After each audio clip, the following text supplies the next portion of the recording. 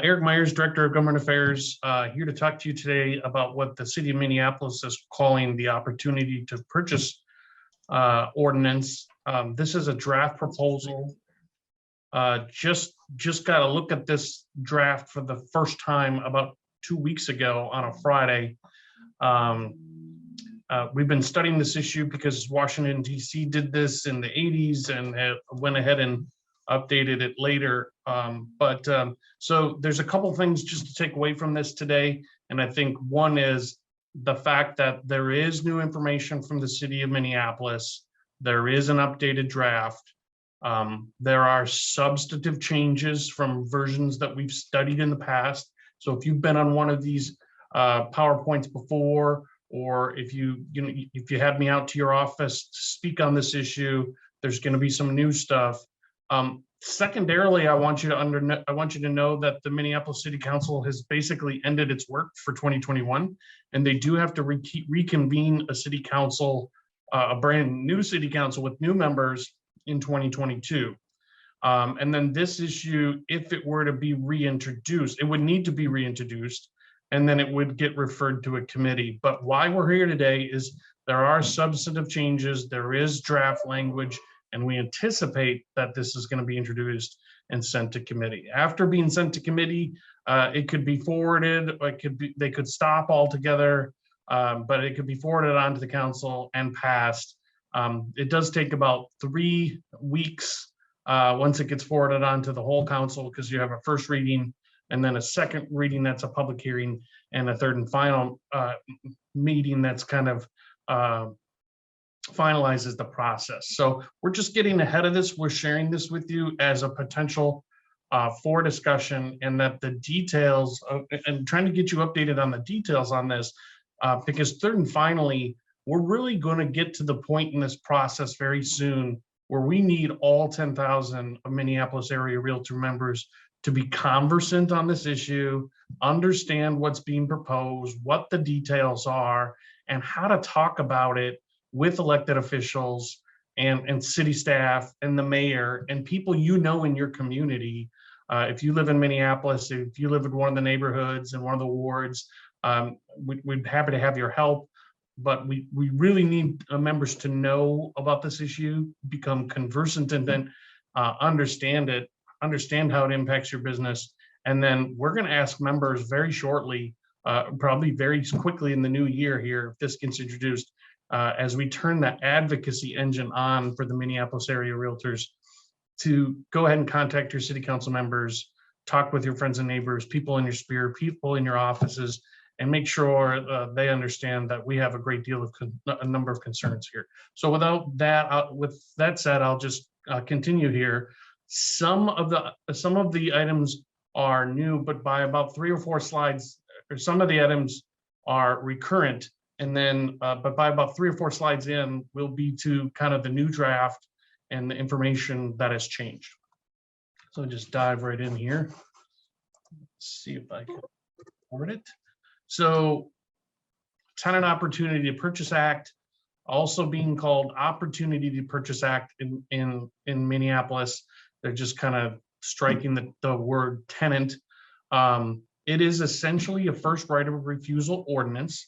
It originally passed in Washington, D.C. in 1980. It was amended by the D.C. Association of Realtors in 2018 to exclude single-family homes. Advocates, people in the community, will talk about Washington, D.C. They'll talk about San Francisco, California. They'll talk about Berkeley. And they'll talk about all these cities and more and they'll try to make it seem as if Opportunity to Purchase Act has become a really household policy in cities across the United States. The truth of the matter is there's only one functioning Opportunity to Purchase Act. That's TOPA in Washington, D.C. It does exclude single-family homes. It's been in existence since 1980, and various parts of the program work and don't work. So it's far from a highly successful model or something that the city of Minneapolis really needs to copy. In San Francisco, California, there is a completely, it sounds similar, but it's called Community Opportunity to Purchase. Community Opportunity to Purchase just simply requires the seller to notify the city, and if the city has the ability to purchase it, then it may. Advocates will also talk about Berkeley, California. Discussions on this issue in Berkeley have started, stalled, and never restarted. So don't let people out there say, oh, this is working in all these other cities. There's only one other functional example, and it's Washington, D.C. San Francisco is different because it's community ownership. And it's where it's applied, it's a really small share of the overall marketplace in San Francisco because the government can't purchase it every time necessarily. What does TOPA do? TOPA does create 2 new tenant rights. And those rights are the right of first offer and the right of first refusal. Tenants individually, collectively, or via an assigned developer then choose to exercise their rights. They must form an LLC and either create a condo or a co-op. So we'll talk about this more in terms of the flow charts. You'll see that as well. I will submit to you that creating 2 new tenant rights has mass appeal, and it sounds like a really good thing to do on behalf of tenants. I will also say, though, that when you create new tenant rights, you are actually taking rights away from the owner and or potential seller. So we think of property ownership as that proverbial bundle of sticks. You own the land plus the appurtenances, and part of those appurtenances are everything that flows with the lands, a specific bundle of rights. And in this ordinance, 2 new rights are being created on the tenant's side, and they're basically being conveyed from the seller side to the tenant side. So, and we think that is kind of out of order. Just want to let you know that. So what's being proposed? Here's their latest presentation. It's 12 PowerPoint slides. Well, a couple that are really important, a few that are really important. We'll move through this relatively quickly. CPED did employ an outside consultant to help draft this ordinance. There is a full draft of this ordinance, and I'll share with you where you can obtain that copy of the draft. There is a website. The city maintains a website for this issue. You can access this PowerPoint on OTP and the draft language and kind of the rationale and see whatever updates they might have from day to day. It's essentially a live site. There are 12 slides here from their consultant, and this is, so I'm now sharing with you their information and the way they've chosen to potentially propose and build this proposed ordinance. They say it aligns with city policies and plans, and it promotes the preservation of affordable housing, advances the city's housing policy goals as identified in the 2040 plan, and values renters and creates opportunities for home ownership. These are some of their goals. Creates opportunities for renters to become homeowners and to form cooperatives, and creates a clear pathway for renters to purchase properties from property owners or to assign those rights to qualified organizations. What's a qualified organization? Good question. We'll get into that very soon as well. How does assigning rights work? We can talk about that upcoming. Other potential benefits of OTP is that the nonprofit groups get dropped in the middle of this process, and really a lot of sales get pushed towards these groups. And then the city opportunity to purchase will enable city purchase properties directly or assign them to a qualified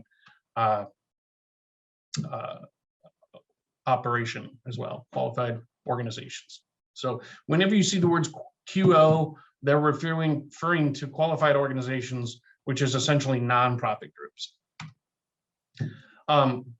We will talk about some of the exclusions.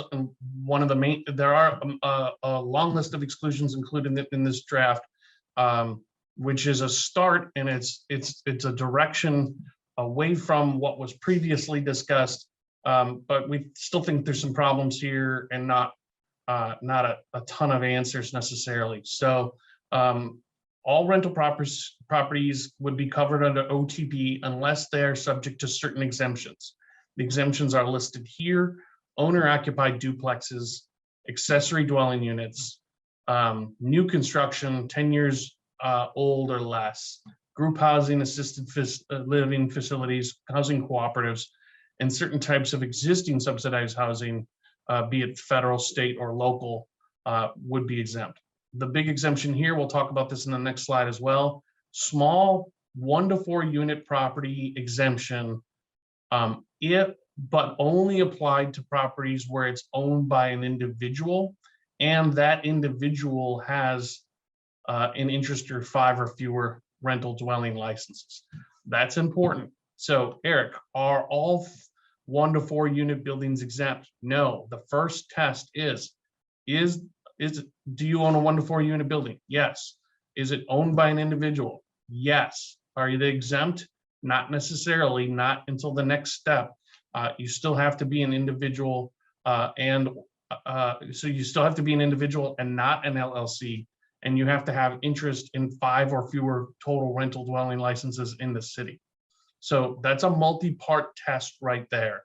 It's not a straight 1 to 4 unit exemption or even a single unit exemption. Again, and we'll cover that again. I'll make sure I cover all 3 parts of that test later.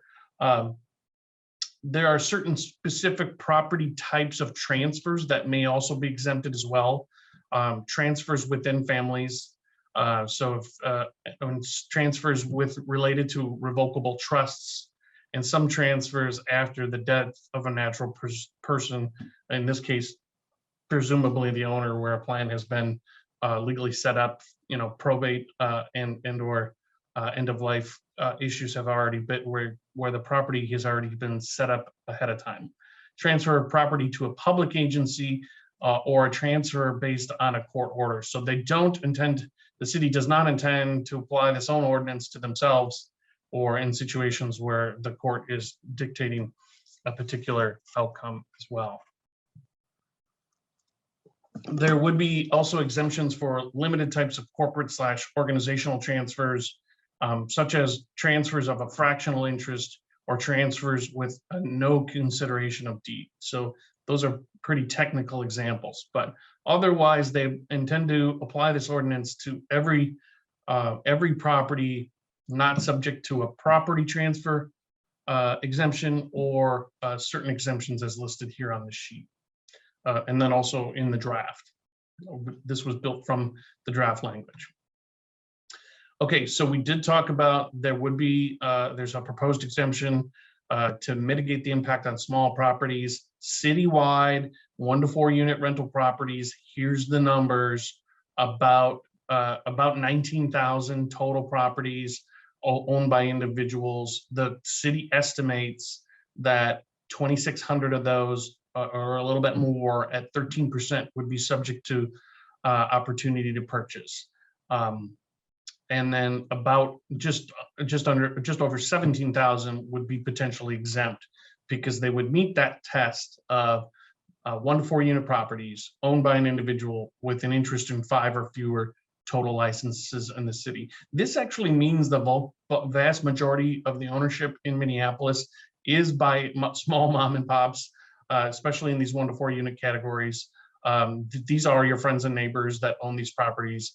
They either live in Minneapolis or they live in the state. Very few offer these types of units and then live out of state in this product category. You can see there at the top 2, 1,033 subject to OTP because they're investor owned, for a right column total of both subject to OTP and then exempt, and just about over 20,000 total units. So they have some broken out by specific zip codes here, and they speak to those in some of their presentations. I'm not going to speak to that here, but just understanding the impact of a proposed exemption for 1 to 4 unit rental properties where the owner is an individual, not an LLC, and they own 5 or fewer properties. Here is that graphically on the left. You'll see that they're calling for about 18% of properties citywide would be covered by OTP, and OTP would apply to them, and about 82% would be exempt. The ordinance, this sheet, I'm going to skip past these 2. So there's 2 slides here, and I'll run through it quickly. on the outline here. So step one, an owner notifies once an owner has an intent to sell, the owner must notify renters that they plan to sell. Then you're notifying the city, you're notifying renters and renter organizations and potentially qualified organizations via the city. Then the tenants, either individually or collectively, would have time to consider whether they're interested in purchasing the property. If they are, they'd have more time to submit an offer. The owner would accept that offer, and even more time to secure financing. The next sheet actually shows the timeline for each of these. In the meantime, that original buyer that has come forward has been sidelined. There is no question about it. The original, Ann was facilitating the session on the front end. Ann owns a building. I bring an offer to buy her property, and she must go under this program, under this ordinance. She must go through this process before she could even respond to my offer to buy the property. And there's arrows flowing over to the right and then down and then back over. And you can see if the owner rejects the offer and accepts the third party offer, I'm that third party. I'm that essentially the second party. I was the one that originally came forward, and I've been sidelined in this process throughout.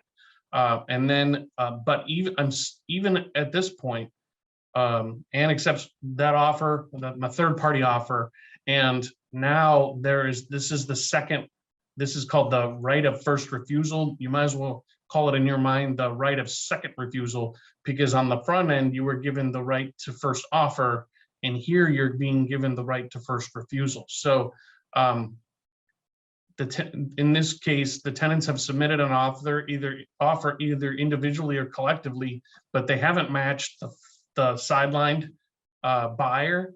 Now in this step 3B, they're given the right again to match all the terms of my offer, and then the owner must take that offer if it's all matched over me, that sideline buyer that was originally there to begin with. If the tenants can't meet all the terms of my offer, then at the end, OTP ends, and potentially the third party buyer could buy it. So this is a very complicated purchase model.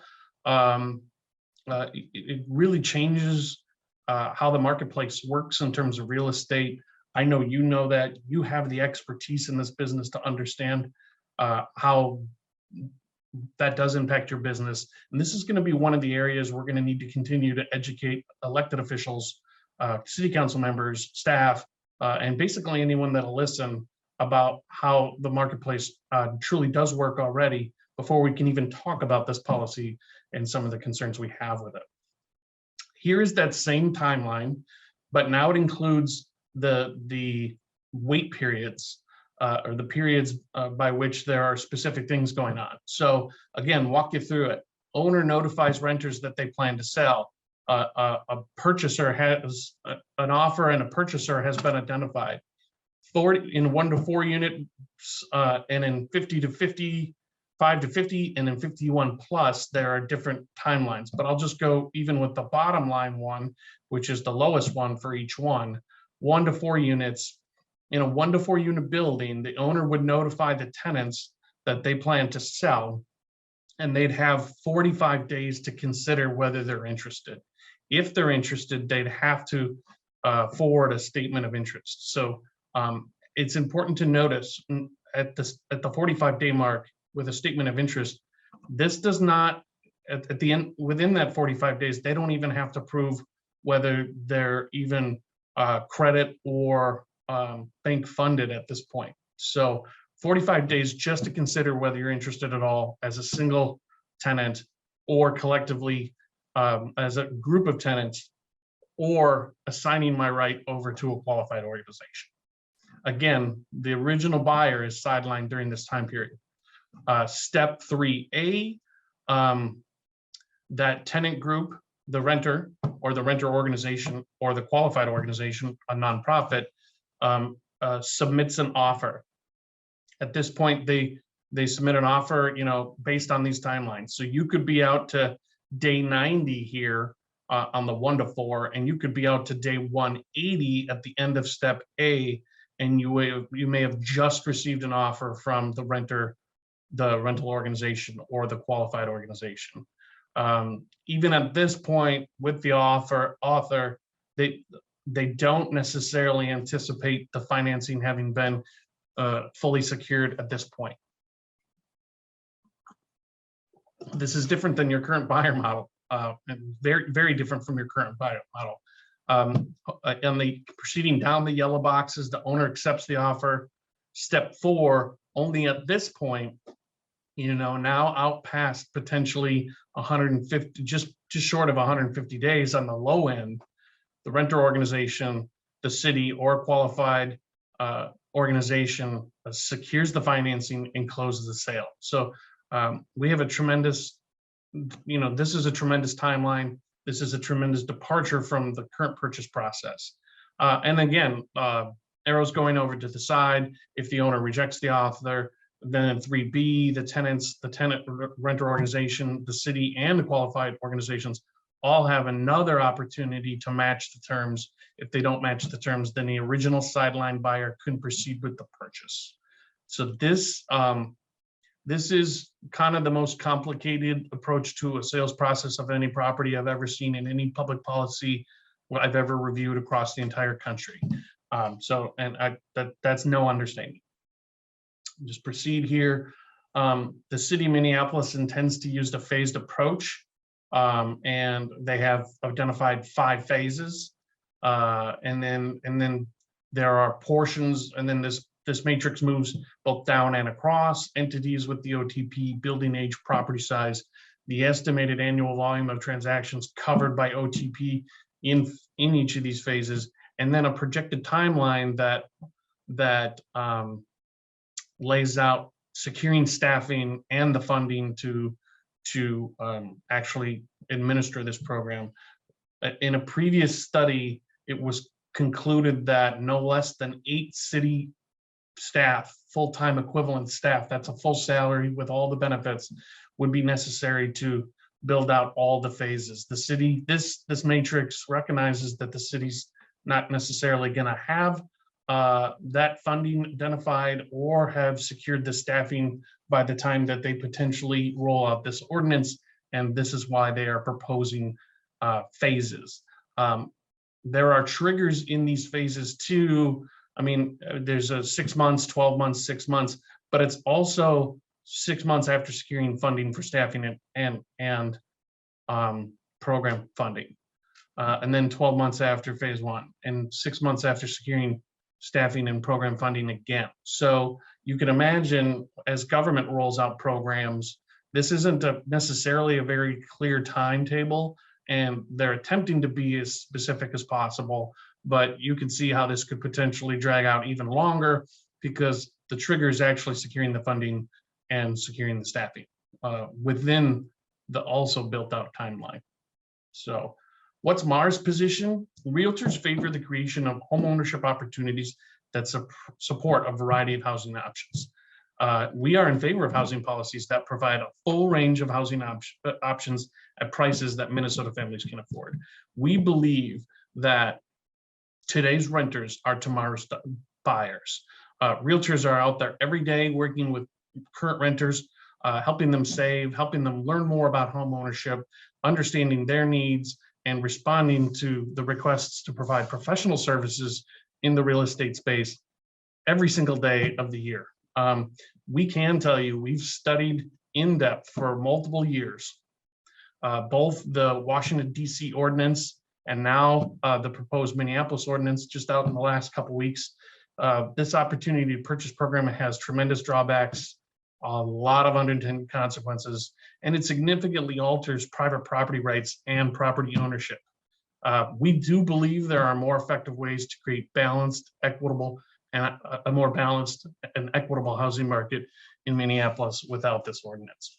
So some of our concerns about TOPA is it interferes with the free transfer and the ability of an owner to buy, sell, or rent property without unreasonable government restriction. We think that is actually fundamental to private property rights.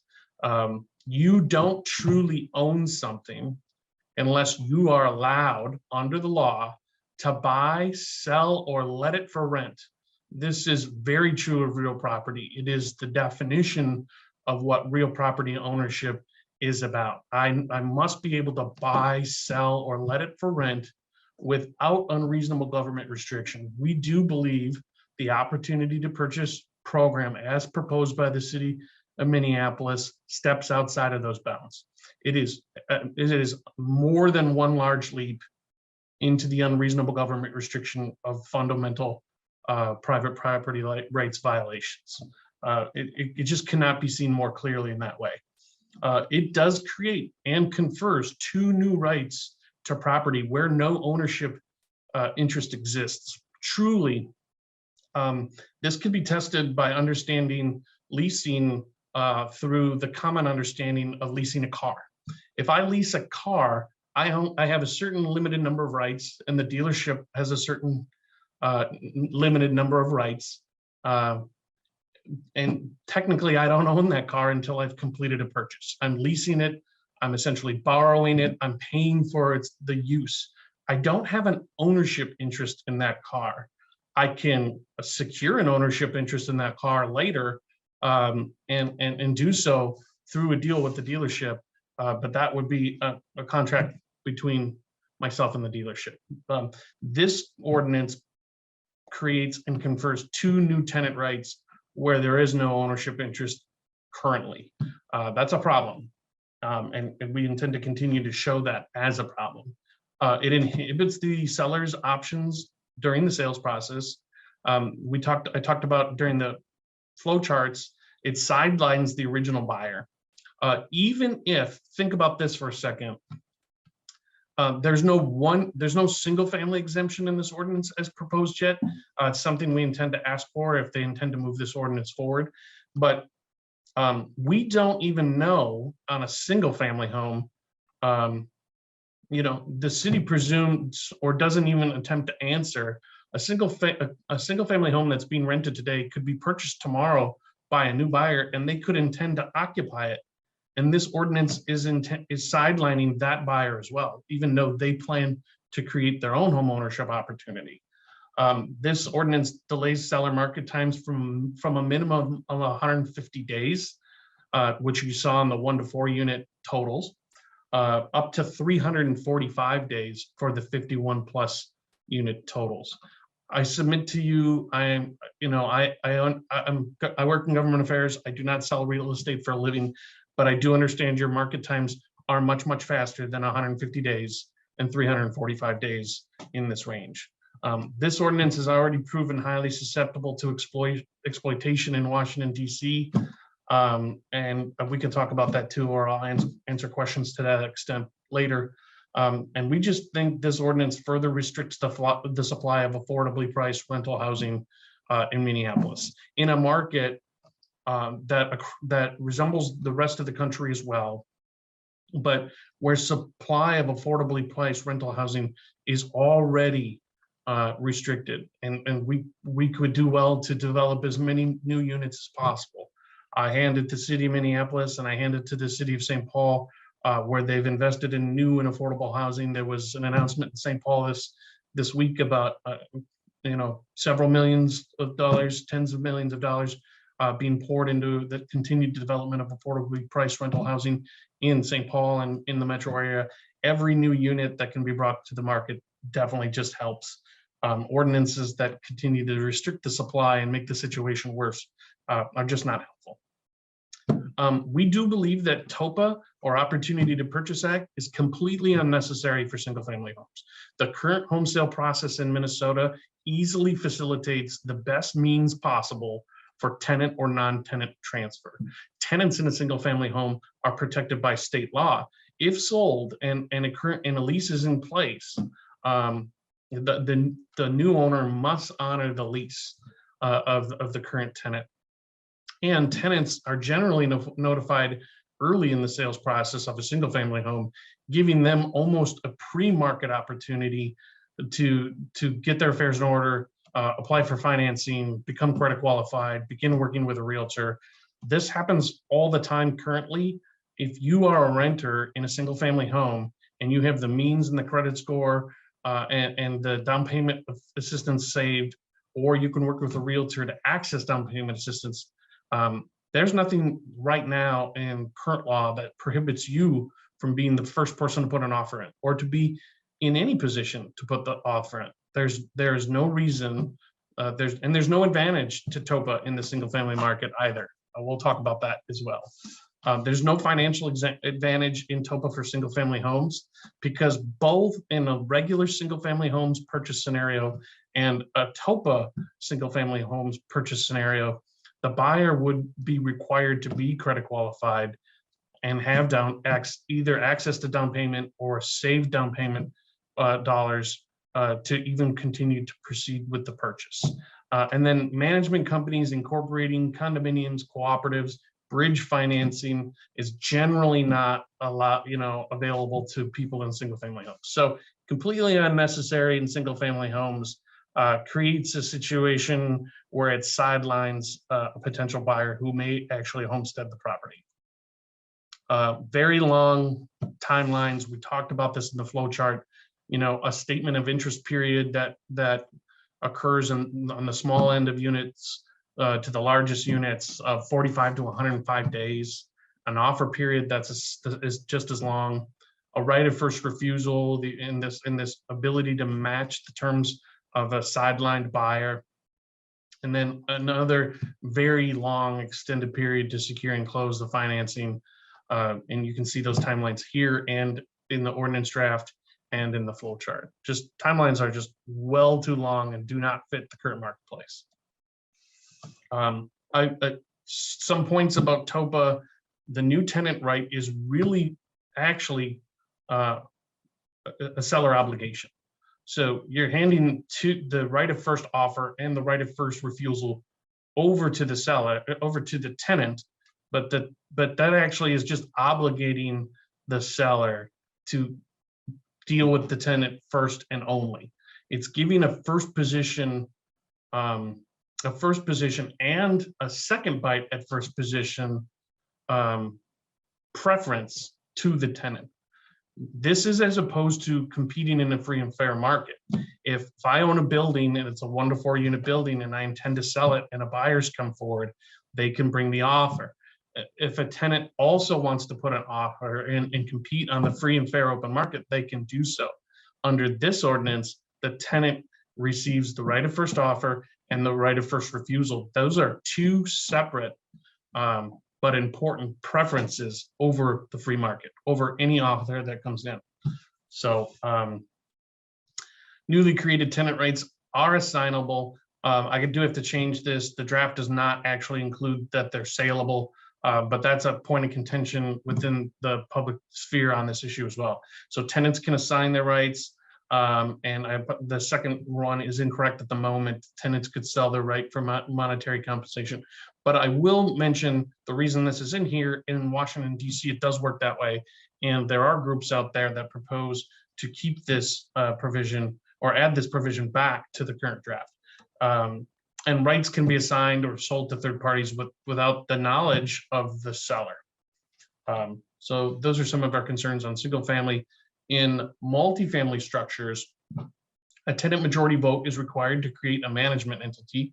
So they actually have to create an LLC. So early in this ordinance where we're exempting individuals and punishing LLCs, now by this point in the ordinance, we are promoting LLCs and for the tenant community. And so they have to create one, and then they would either need to create a condominium or a cooperative. We would just note that both creating a management entity, creating condominiums and cooperatives are complicated legal ventures, and a tenant assistance in these ventures would, professional assistance would definitely be required. I think this ordinance does contemplate that qualified organizations would step forward and help tenants or tenant organizations, or help themselves as qualified organizations on behalf of tenants. But I could imagine too, where this ordinance is put in place and a group comes forward, wants to buy their own place. They don't, access the services and the advice of a qualified organization, and they try to go it alone. This ordinance then is universal, applies in many, many situations, and you could be setting tenants up for attempting to go it alone and trying to create their own situations, which may or may not fail. Just an interesting thing to consider. Extended timelines interfere with generally accepted commercial property practices. There is no answer yet on how it impacts 1031 exchanges, portfolio sales. We do kind of have an answer on probate, and that it potentially would be exempt, but that also all depends on final draft language.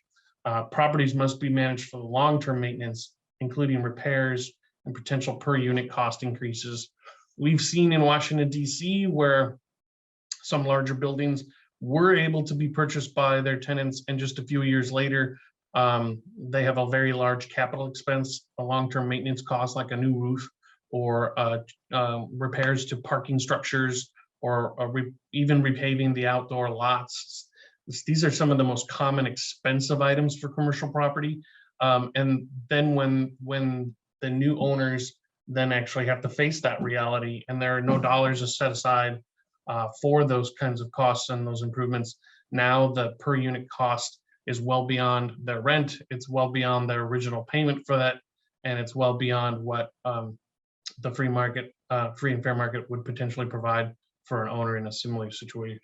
So operating a shared model requires technical assistance, development, management agreements, and we just point out to the city that it may not be feasible in every building type or situation, even with the list that they have now proposed as, exempt or it doesn't apply to these situations. But what kind of capacity does the nonprofit community in Minneapolis have to manage, and what kind of expertise do they have to manage property when in every single situation where a tenant may exist? It just it seems like a capacity issue to us.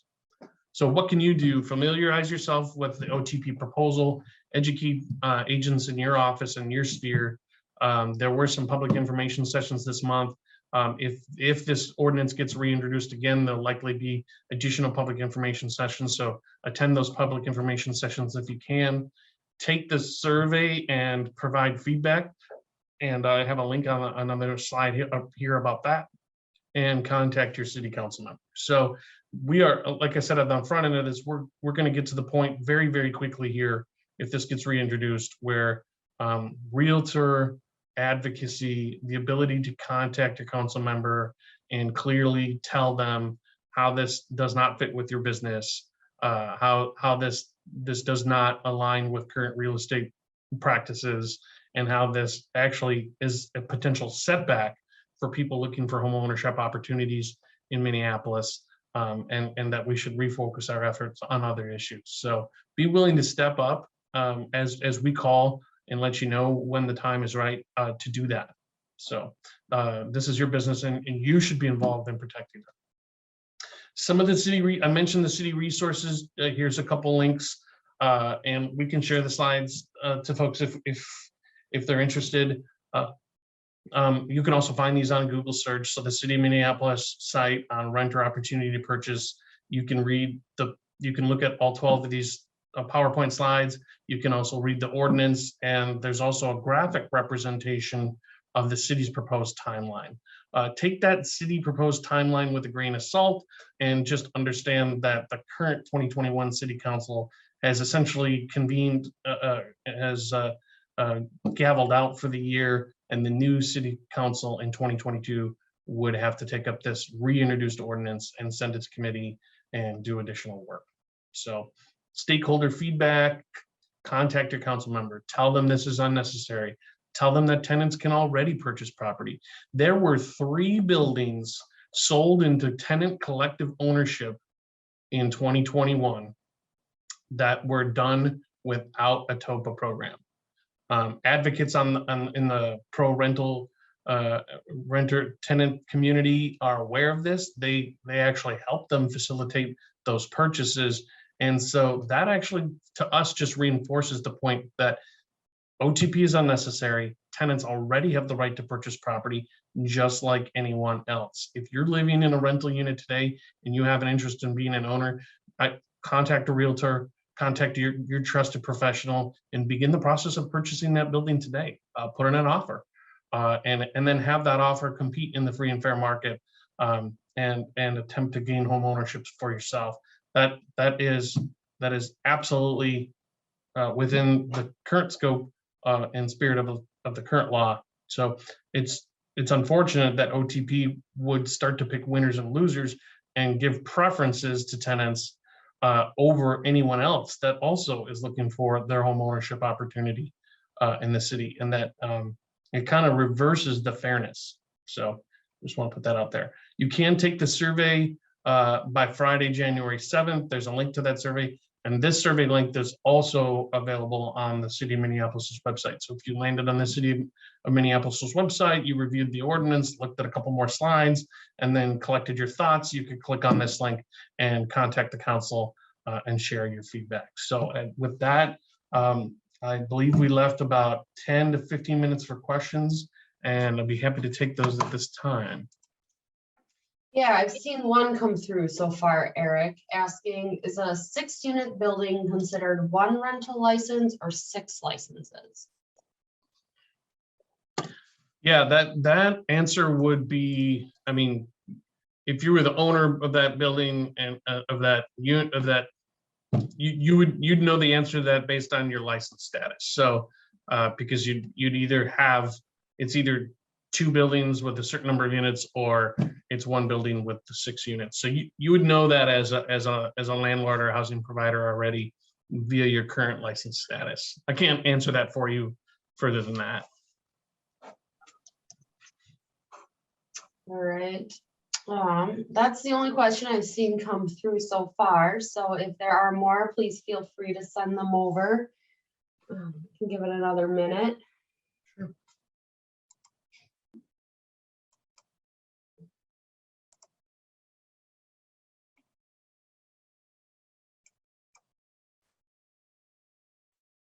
Well, and here's what we can do. I mean, I think to a certain extent too, we're bringing this information to you. We're updating you on, possible discussions and potential ordinances. I will say the fact that an ordinance came forward at all was not completely unexpected.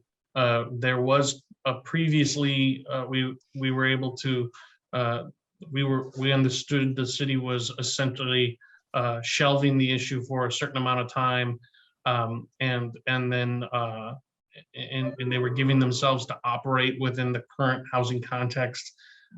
As you know, the federal government has sent multiple rounds of first $25.6 billion and then $21.1 billion to the states for housing assistance. That money was made available to keep homeowners in their homes. It was also made available to keep tenants from being evicted.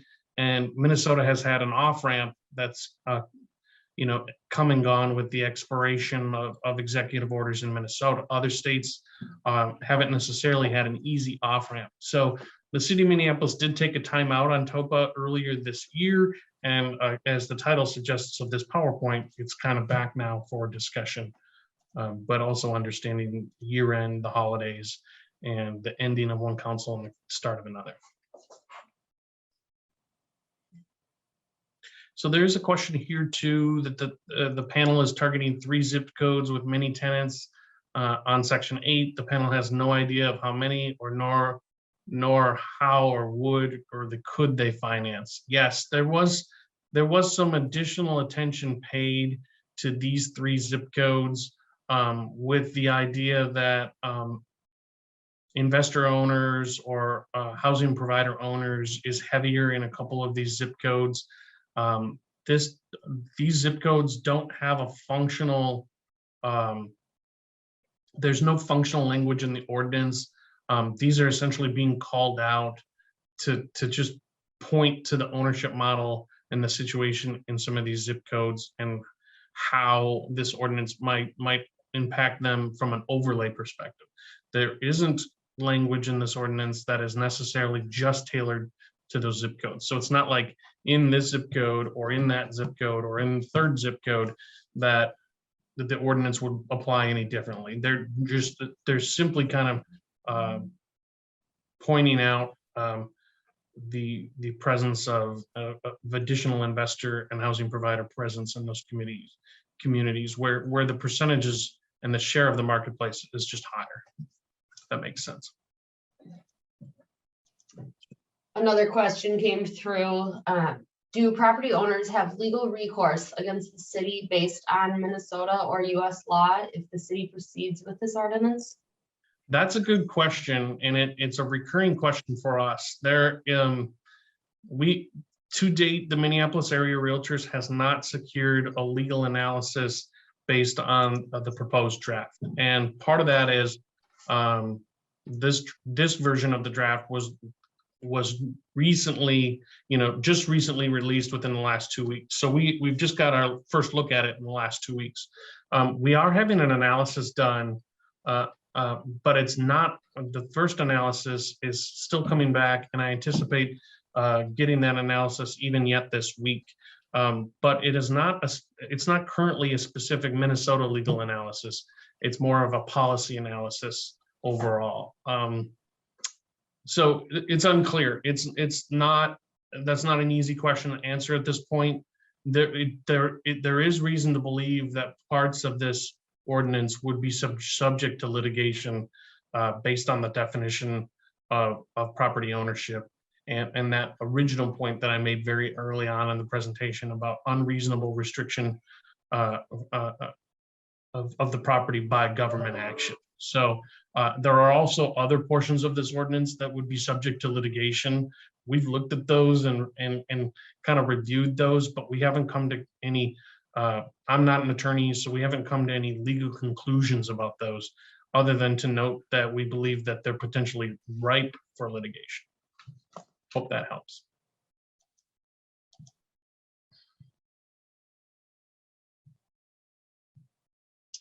All right, well, I'm not seeing any more questions coming through.